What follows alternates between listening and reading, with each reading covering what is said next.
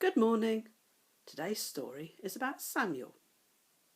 Many years ago there was a man called Elkanah, and he had two wives. That was allowed in those days. They were called Peninnah and Hannah. Now Peninnah had children, so she was very happy. Hannah didn't have any children, so she was sad. And to make matters worse, Peninnah teased Hannah every day and made her cry. Sometimes Hannah was so sad she couldn't even eat. Every year the family travelled to Shiloh, to the temple, to worship and sacrifice to God. One year Hannah went to the temple in tears to pray. She was so sad. She prayed that God would let her have a son, and she promised that if he did, she would give that son back to God to work in the temple all his life. The priest at the temple, called Eli, heard Hannah's prayer, and he said, "I pray that what you wish for will come true."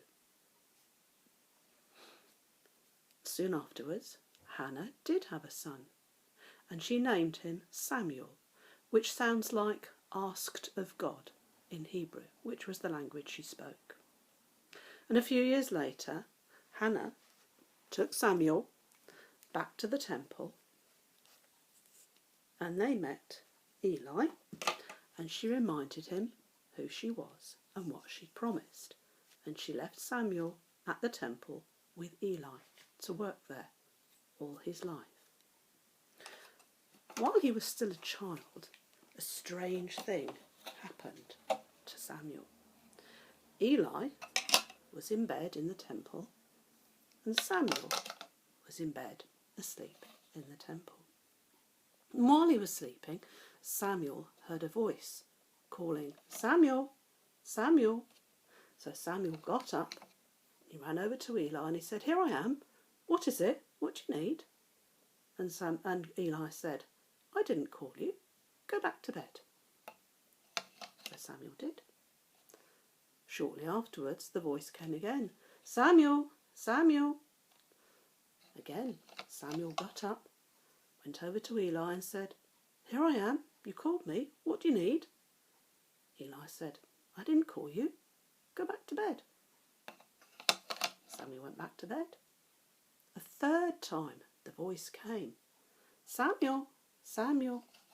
And again Samuel ran over to Eli and he said, "Here I am. What do you need?"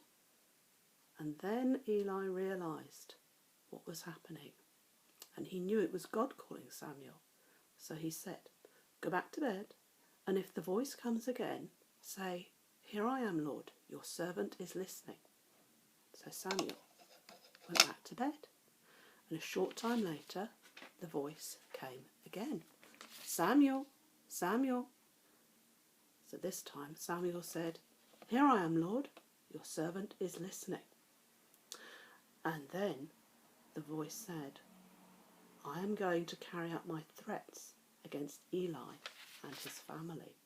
His sons have very, very badly behaved, and I warned him about this, but he hasn't disciplined them." In the morning, Samuel was afraid to tell Eli what he'd been told, but Eli insisted on knowing, so he told him. Then Eli said, "It is the Lord's will." As Samuel grew up, God was with him.